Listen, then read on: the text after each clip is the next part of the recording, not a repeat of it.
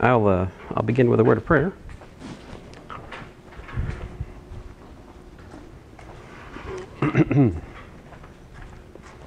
Dearly Father, we thank you again for this time we have to meet together and study your creation. Just pray that you'd just guide our steps today. Help us to glorify you in what we do, Lord. In your name I pray, Lord Jesus. Amen.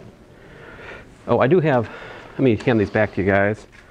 I'll just pick the first person I see in each team to give it to, and then you guys can talk to each other after class, I guess. Micah. Let's see here.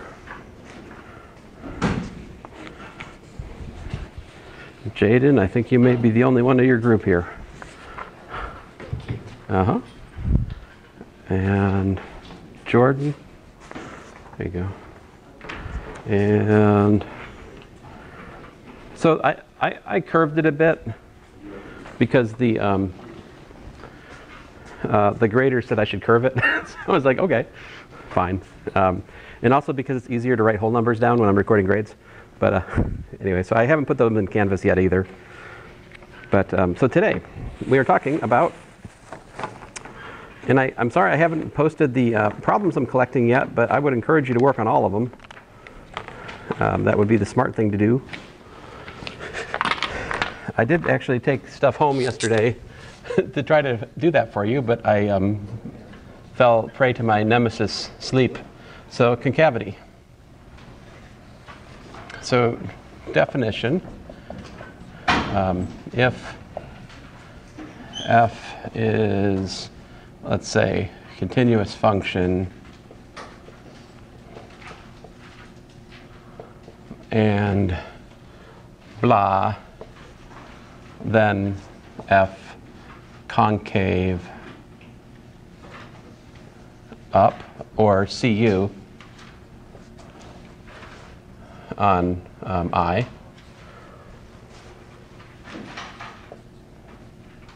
Let's say for x, an element of I. And this is a interval. Interval means connected subset.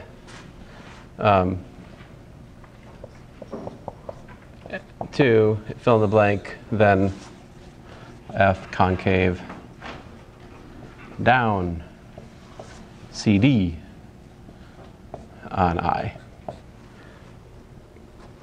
If f changes from concave up to concave down at c comma f of c, then c comma f of c is an inflection point.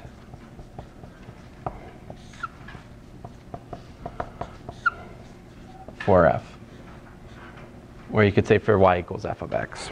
Now, so let's, rats. So let me draw a picture. So I'll start with something like that. Another picture over here with something like this. And so the generic picture here is that this one is what we'd call concave up. This one is what we would call concave down. All right? But I want to give you a specific analytic criteria for that. And the way to do it actually is to look at the secant line. See, if I look at the secant line from A to B, right? So let's say the secant line from A to B, what would the formula for that? Would be like what, f of b plus f of b minus f of a over b minus a. I guess I could start at a. F of a plus this times x minus a. This gives you the secant line from A to B, right? So there's y equals to the secant line from A to B of x. Okay? And then in contrast, you could look at the secant line over here, right?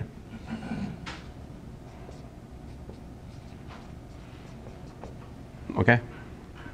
So I'm talking about the secant line going from 2 points. So in terms of the notation I just gave here, we could do what? Like, you know, I guess I should say for x, maybe if A, comma B are in I with A less than B, and we have that SAB of x is SAB of x is what? How does it compare to f of x? Right? So I'm graphing y equals f of x here, both cases. So what's the deal with f of x? If I compare this point here, SB of x, SBA of x, to say this point up here, right, which is at, you know, f of x, what's the situation? If it's concave down, f of x is greater than, right? Concave down, this is less than or equal to f of x, right? If it's concave up, the secant line is above the function, right? So there you go. This is the pre-calculus definition of concavity. Yeah? Does the secant line have to be angled, or can it be zero slope?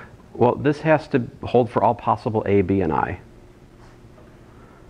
So, I mean, let's see here.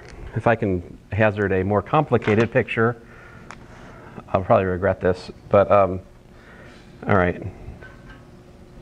So here's one. So I think the point of inflection is kind of like here-ish. If you look at any of the secant lines that connect any of these points, right? As long as I don't go to like over here, see, then I'm in trouble because the function's above there, but it's below there. So that would be, I can't do that, right? I can't do that. But as you can see, any of the secant lines, before I do that stupid one, the secant lines are below the graph, right? But then as you go to a place where it's concave up, if you look at any of the secant lines that connect here, any of the points, right? And yeah, they could be horizontal, but they don't, I mean, that's not really the issue. All the secant lines are above the graph. That makes it concave up. So this has nothing to do with calculus whatsoever, right? Except I use the word continuous just to try to avoid certain pathologies, right? Pathology is like another way of saying it's sick, but like not in the good way, you know. The modern vernacular, sick has become good. Or is that like so 5 years ago? I don't know. I lose track.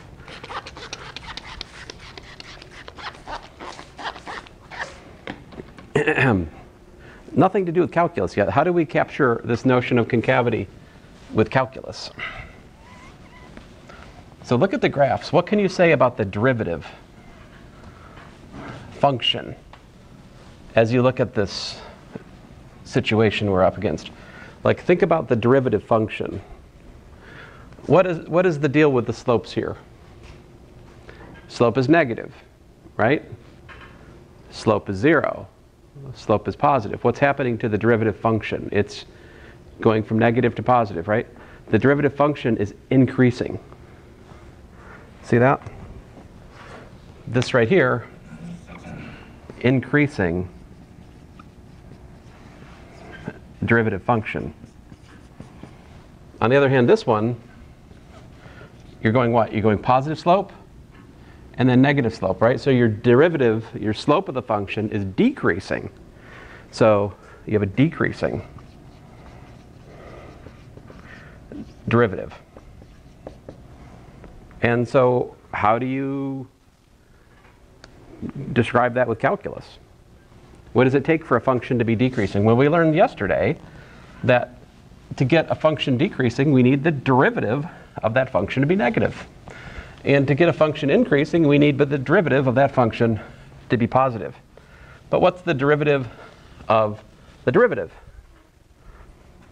It's the second derivative, right? So that gives us the calculus criteria. So I'm trying to find did I send the attendance sheet around already? I did not. Here it is. Thank you. So a simple theorem. Here it is. F is concave up on I if f prime prime of x is greater than 0 for each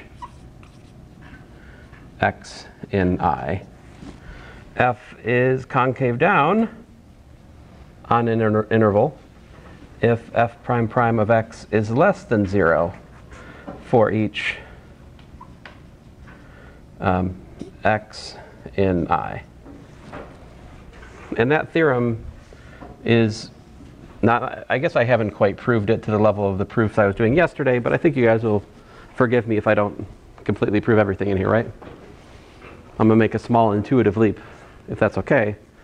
I don't think it's much of a leap to say that it is clear that the notion of concave up implies we have an increasing derivative, whereas the concave down means we've got a decreasing derivative. All right?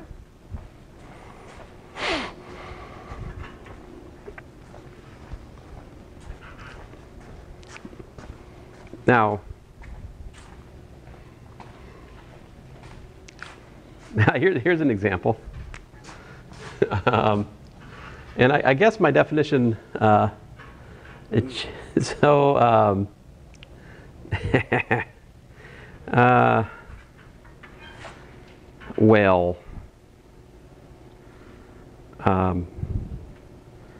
it's funny, there's no official name for places where the second derivative is 0. It doesn't have to be the case that the second derivative is 0 gives you an inflection point. It may or may not. Just like critical points may or may not be local max or mins. That same sort of nuance happens with second derivatives as well. Example 1, let's do something relatively simple. What if we have f of x equals to x squared? So then f prime of x is 2x, f prime prime of x is 2, right? So what's this tell us? If we look at the sign chart for f, we can look at the sign chart for f prime, we can look at the sign chart for f prime prime. It's almost silly to do it here, right? What are the algebraic critical numbers? You're like, I don't need this. I could already graph at y equals x squared like many moons ago. And that's good. I don't disagree. But let's talk about this. So 0 is the only critical number, both algebraically and in terms of the derivative. So that's the only critical number. There is no critical number for f prime prime.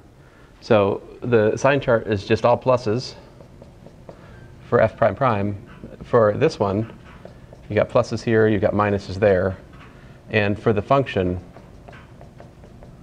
notice that it doesn't change signs at 0 because you've got a square, which means it bounces, right? Of course, we know all this. And here's the graph. That was that was supposed to be symmetrical. I tried, folks. Anyway, everywhere concave up, right? Decreasing left of 0, increasing right of 0. Example 2, I'll keep it simple. F of x equals to, well, this one will be a little bit less simple. How about x cubed plus, well, we'll do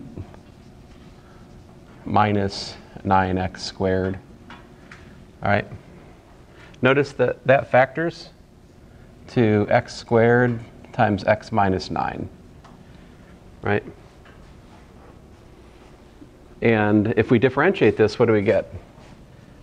f prime of x is 3x squared minus 18x, which is 3x times x minus 6.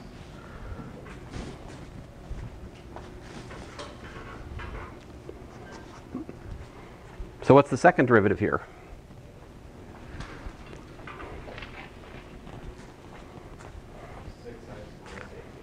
Six x minus, say 6x minus 18.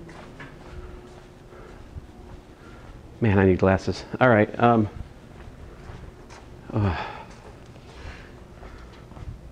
right. F prime prime 6x minus 18. Agreed. Of course, that is 6 times x minus 3. Now, I think this is a nice example because you can talk about the sign chart for f, the sign chart for f prime, and the sign chart for f prime prime, and they're all interesting and different. Notice that f of x is also x squared. Oh, I'm done. I'm dumb. It's already done. It's factored right there, isn't it? Yeah, duh. So notice that you have 9 and 0. All right. And then for f prime, your critical numbers are 0 and 6. And then for f prime prime, just 3, actually, just 3. So we've got critical numbers, c equals to 0 and 6, right? Those are the places where we could have a local minimum or a local maximum, potentially. All right, so sign charts, we got pluses over here, we got minuses in here, we got pluses over there. Oh, wait a minute. My bad, we got minuses. At 0, we bounce, right? Because we got a square there, so we don't change signs. 0 bounces. Now then we got sign flips here. Pluses over here, minuses, pluses. You can try plugging in a representative point, right? If you plug in 7 into f prime, you get 21 times 1, which is positive. If you plug in, say, 1 into f prime, you get 3 times minus 5, which is negative. If you plug in minus 1 into f prime, you get minus 3 times minus 7, which is minus is plus, so it's positive. All right, check some points. I use the sign flip theorem, though, which says if I know the sign in one region, I can generate the signs in the others by just paying attention to the multiplicity of the factor. If the multiplicity of the factor is 1, we flip signs. If the multiplicity of the factor is an even power, then you don't flip signs.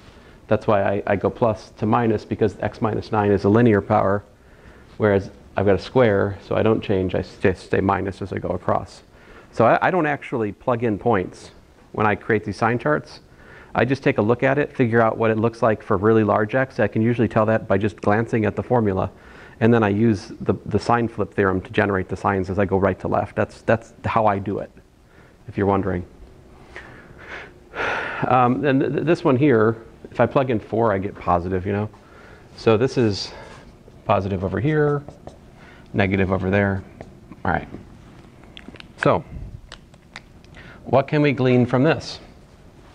So here we see that y equals f of x is increasing on minus infinity to 0, and also from 6 to infinity. It's decreasing on 0 to 6. It's concave up on 3 to infinity. It's concave down on minus infinity to 3. 3 is a point of inflection. And so I can graph this thing.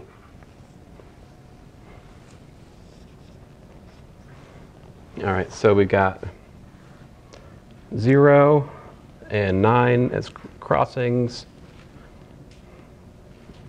And apparently it bounces. My point of inflection is at 3, so 9. I'm not going to be able to draw this to scale, so I'm just going to kind of, this is a somewhat, the y scale is not the same as the x scale. It's got a local minimum here.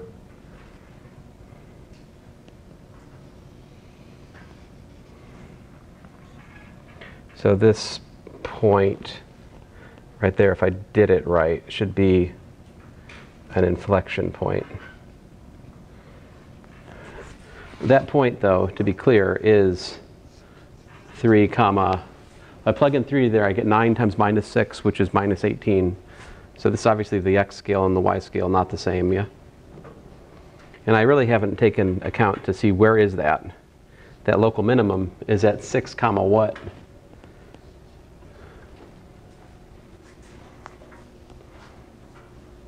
What happens when you plug 6 into the formula for f? 36 times minus 3. So is that negative what? Negative 108. Yes. As you can see, my picture is not quite to scale. This should be a much deeper valley here, right? Because this should be something like 5 times as far from the x-axis as the inflection point, right? If my picture was better. But I'm out of whiteboard, so I can't do it. So my apologies. But yeah, there it is. So this is 9. This is 0. And there's the graph of the cubic, right? How many inflection points does an arbitrary cubic have?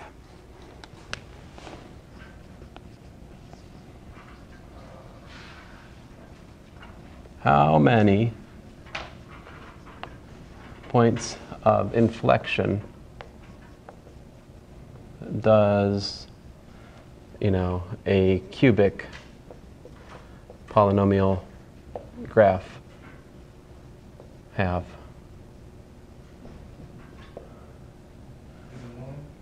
So let's assume we have f of x equals to ax cubed plus bx squared plus cx plus d.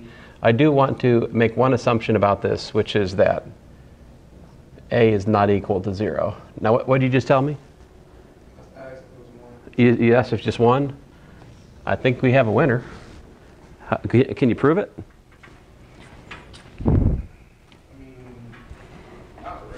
You like the previous?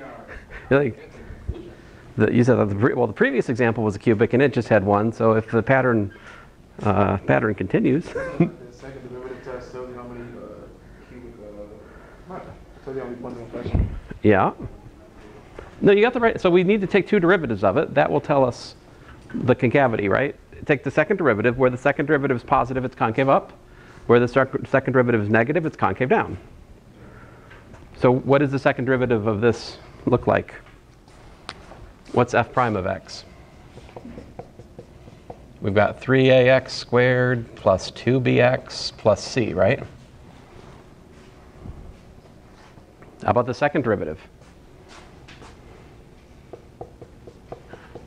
We've got 6ax plus 2b, right? Where is the point of inflection? We can actually calculate it, right? So if we set this equal to 0, what does that tell us? It tells us that 6ax is equal to minus 2b. In other words, x is equal to minus b over 3a. So if I was to graph minus b over 3a is the 0 for f prime prime, right? And depending on whether a is positive or negative, right? Let's suppose a is positive. If we assume a is positive, then that makes this positive here, and that makes this negative over here. And therefore, f of, right? So like minus b over 3a, comma, f of minus b over 3a, whatever that is, kind of a mess, is inflection point. It's not really more difficult than the previous example if we just focus on concavity. Now, if I asked you to give me formulas for the zeros of this cubic, well, that would be unfriendly, right? What's the cubic formula? Do you guys know? You know the quadratic formula, right? What's the cubic formula? We don't show that because it's lengthy and ugly, but there does exist a cubic formula. In fact, it's an interesting thing because the cubic formula, even when the roots of the polynomial are real, the cubic formula necessarily involves complex arithmetic. It's one of the early proofs for the necessity of complex numbers with regard to real calculation. But hey, a cubic function has only one inflection point. It's inescapable too. It has to have an inflection point, right? Does it have to have turning points? Does there have to be a local maximum and a local minimum for a cubic function? Doesn't have to happen, right? Think about y equals x cubed, right? Y equals x cubed. We've got this situation, right? So in y equals x cubed, this point is the place where the derivative is 0, and it's also a place where the second derivative is 0, right? So 0, 0 is an inflection point, but not a, it's an inflection point, it's also a critical point. However, it's neither a local min nor max, right? So it's possible for a cubic to not have any local mins or maxes, right? It's possible for there to be no cubic. Excuse me, it's possible for there to be no critical numbers for a cubic. For example, if we were to look at, say, f of x equal to, give me a second here, 1/3 x cubed plus 9x. This one has no critical numbers. Check it out. So df dx is, 1/3 of 3x squared plus 9, also known as x squared plus 9, right? This is not equal to 0 for any real x, right? Therefore, no critical numbers. So here's a cubic that has no critical numbers. It still has an inflection point, right? Like what's f prime prime? F prime prime here is 2x, yeah? And while we're at it, we could pull a third out, right? 1/3 x, 1/3 x times x squared plus 27, I believe. So whatever that does, it looks something like it crosses 0 here. It's got an inflection point right there too. So this has to look, for all intents and purposes, I can't distinguish this, this graph, and that. At the level of my artistry, I can't see the difference. All right.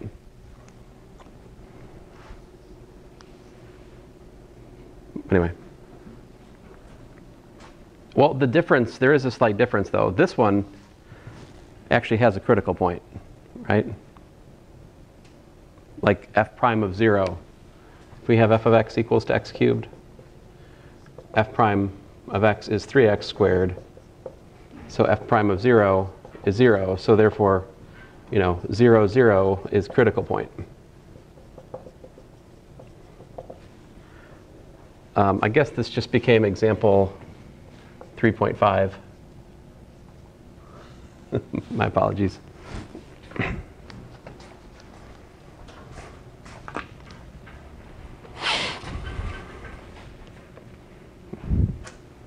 You guys excited? What's coming? Yeah.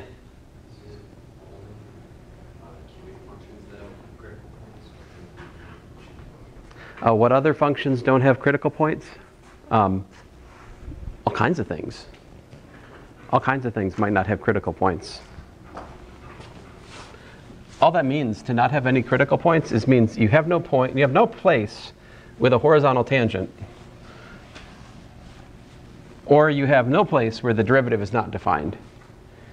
You know, if you have those two things, you don't have any critical points. You know.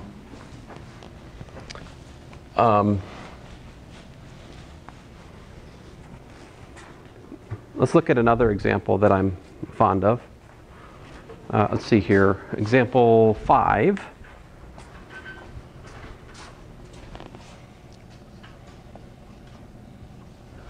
Let's look at f of x equals to, let's say, x squared e to the minus x. Right? Actually, to make things more interesting, let me stick a 2 up in here just to kind of liven up this example.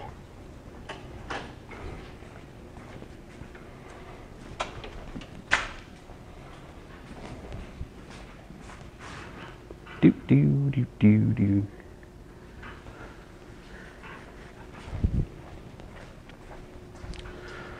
All right. So let's find the intervals of increase, intervals of decrease.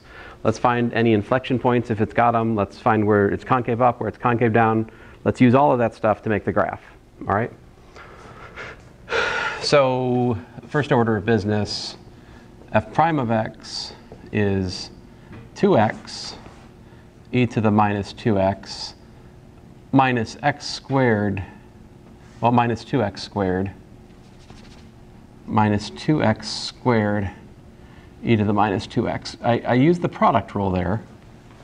The derivative of e to the minus 2x brings down a minus 2. That's the second term. The derivative of x squared is 2x. That's the first term, right? But it pays to simplify here, so let's factor out 2x e to the minus 2x. That leaves me with 1 minus x, right? Agree? Okay. And then let's calculate f prime prime. So that, I'm going to look at it like this. That's d dx of 2x e to the minus 2x minus 2x squared e to the minus 2. I don't know, like any way you do it, it's just picky. All right, so this piece is going to give me a 2 e to the minus 2x minus 4x e to the minus 2x. Differentiating that gives me minus 4x e to the minus 2x. And I probably should put some parentheses here. Parentheses are our friend. So parentheses 4x e to the minus 2x, and then minus 4x squared e to the minus 2x, close parentheses, like that. So just to emphasize what I'm doing, I've got product rules, so I have to do product rule. Product rule, product rule in action there, okay?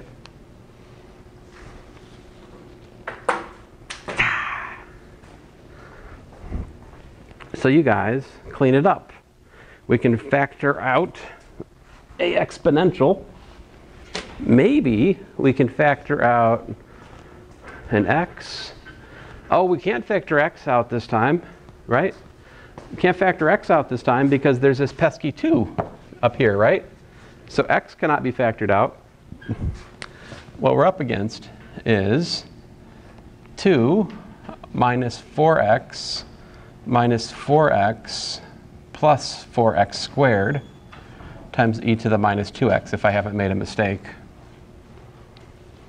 All right? I guess we could factor, yeah. So you can't take out a 2? Yeah, we could take out a 2. Thank you. So 2 times 1 minus 4x plus 2x squared. You could do that. Absolutely. I would agree.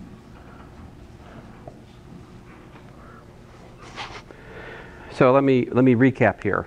So what we've calculated thus far is that there is, in fact, a critical number. C equals to 0 and C equals to 1, critical numbers.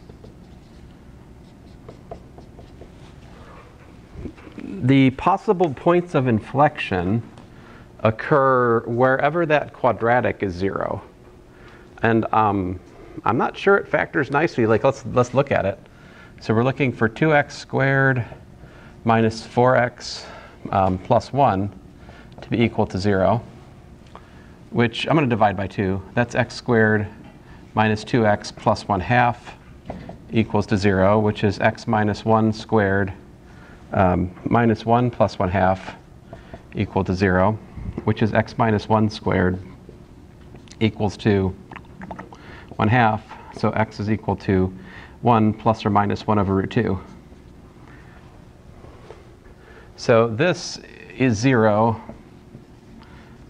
for x equals to 1 plus or minus 1 over root 2. Of course, if you don't like completing the square, you could also use the quadratic formula, but you do need to do one or the other of those things like carefully and correctly. All right, so we got everything we need. Now we can make our sign charts.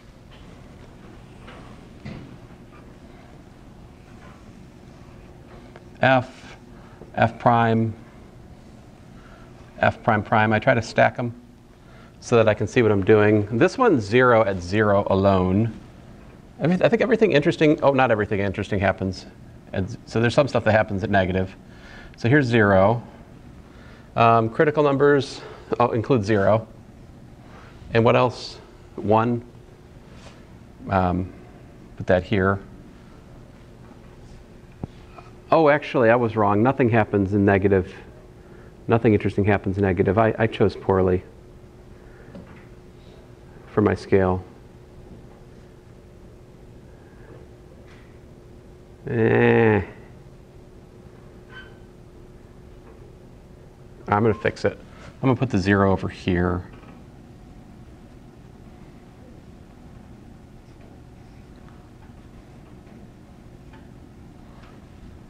Put the 1 like here. All right, so 1 plus or minus 1 over root 2. 1 over root 2 is about 0.707. So we're talking basically about 0.3 or 1.7 there. So those are like here or here.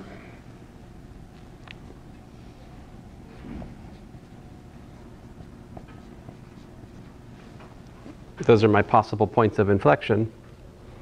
And I think they're actually both honest to goodness inflection points, truth be told. All right, so this function is what? Is it ever negative? Check out the formula. X squared times e to the minus x. Is this ever negative? It's not. At worst, it's 0. Usually, it's positive. So the sign chart for the function is rather boring. It's just plus, plus, plus, plus, and it bounces at 0, apparently. The derivative, on the other hand, a little bit more interesting. If we plug in, oh, check this out. So if I plug in a really large positive value of x, what happens? I get plus, plus, and minus. So I start out negative this time for a change. All right? Start out negative. I flip at 1 to positive. All right? And then I flip back to negative over here. How does the derivative work? Second derivative, rather. So we're going to be positives on the outside and negatives on the inside. Why is that? Because essentially the thing that's determining the sign is a quadratic polynomial with a positive coefficient. So it's like this, so it's positive on the outside and negative in the middle. If you like, you can plug in 0 and see that you get f prime prime is positive, because you get like 2 times, you get f prime prime of 0 is 2, so it's positive here, and then sign flip gives me this and that. All right, so let's graph this thing.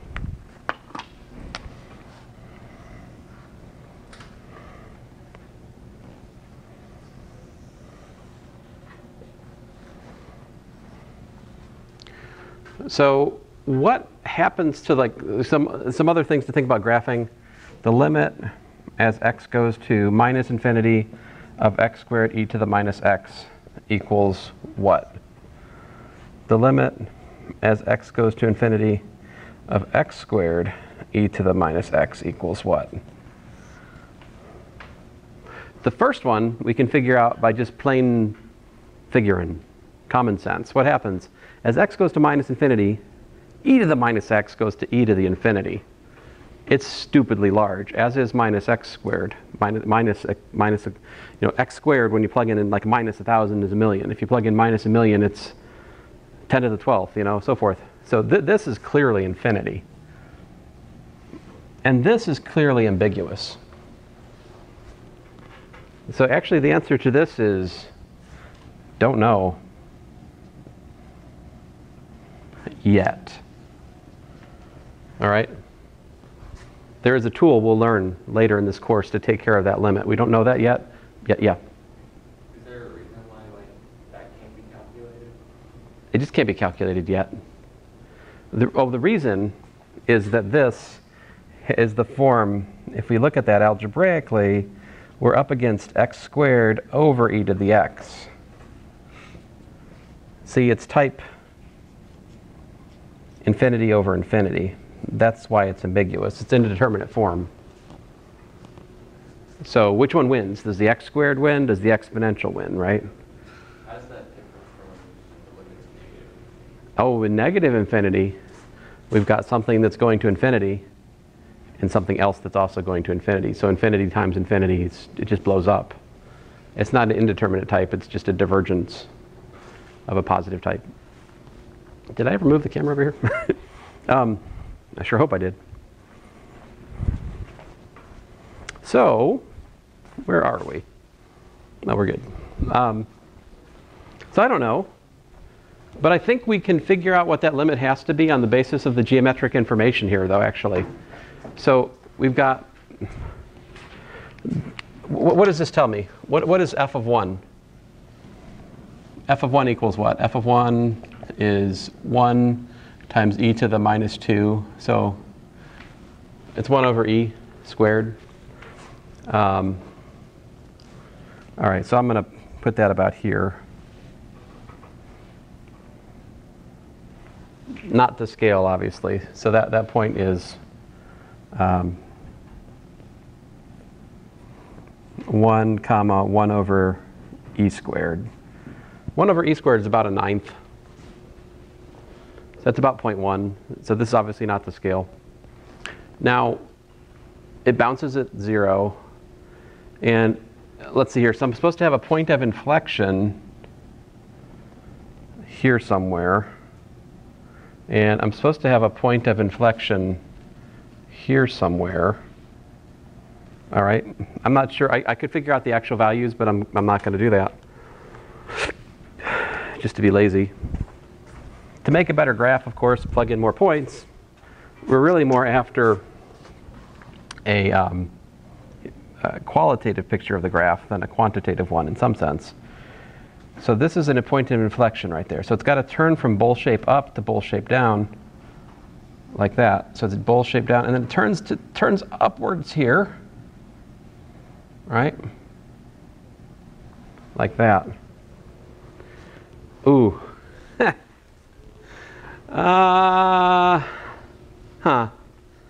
So increasing, decreasing. Oh, if it's everywhere decreasing, is this possible?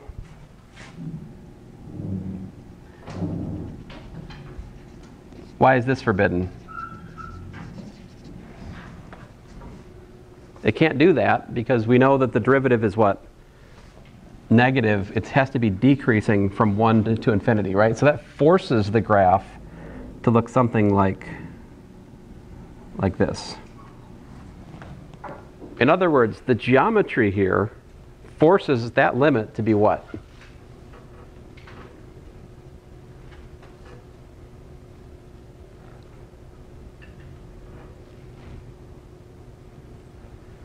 What's that? I guess? 0, yeah. Be more confident. Now, I think the truth of the matter is that I'm just selling you that. Logically speaking, it could actually be some constant between this value and that value. Like it could have that horizontal, it could do a horizontal asymptote to like anything like less than this. Like there's nothing ruling out it asymptotically going something like this.